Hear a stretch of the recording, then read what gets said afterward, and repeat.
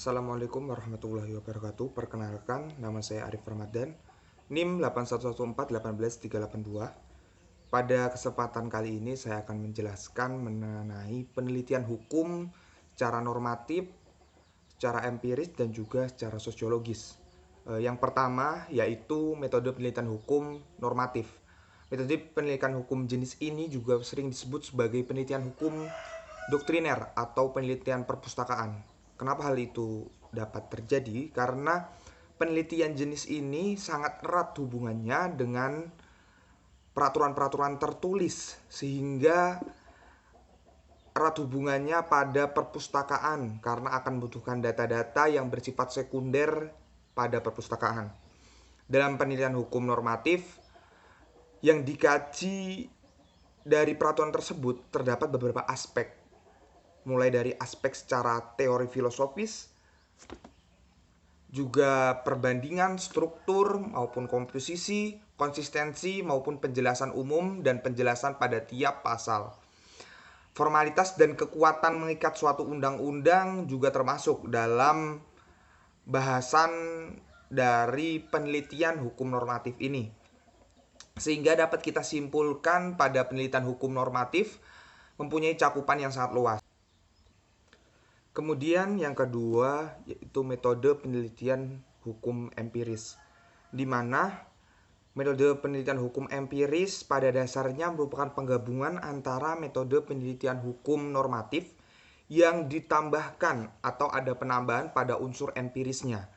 Jadi metode penelitian ini membahas atau mengulas suatu penelitian dengan cara meneliti bagaimana implementasi ketentuan suatu hukum atau normatifnya dalam aksinya pada setiap peristiwa hukum yang terjadi dalam suatu masyarakat, seperti contoh tentang penelitian ataupun studi mengenai judicial case study, di mana pendekatan judicial case study ini merupakan pendekatan studi hukum karena konflik sehingga akan melibatkan campur tangan dengan pengadilan untuk memberikan keputusan penyelesaian jurisprudensi. Sehingga dengan judicial case study tersebut, seorang peneliti dapat melihat bagaimanakah suatu hukum berlaku di masyarakat dan juga dibenturkan dengan fakta empiris yang ada. Kemudian yang ketiga adalah metode penelitian hukum sosiologis, di mana metode penelitian ini berfungsi untuk melihat hukum dalam artian nyata. Nyata di sini adalah bagaimana bekerjanya suatu hukum di tengah-tengah atau di lingkungan masyarakat.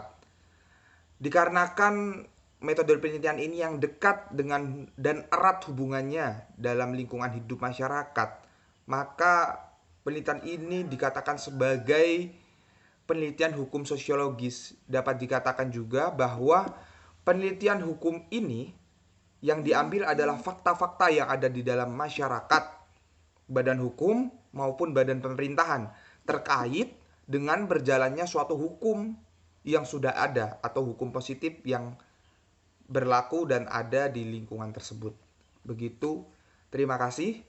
Itu adalah sedikit penjelasan dari saya mengenai metode hukum normatif, empiris, dan juga sosiologis yang dapat saya sampaikan pada kesempatan kali ini.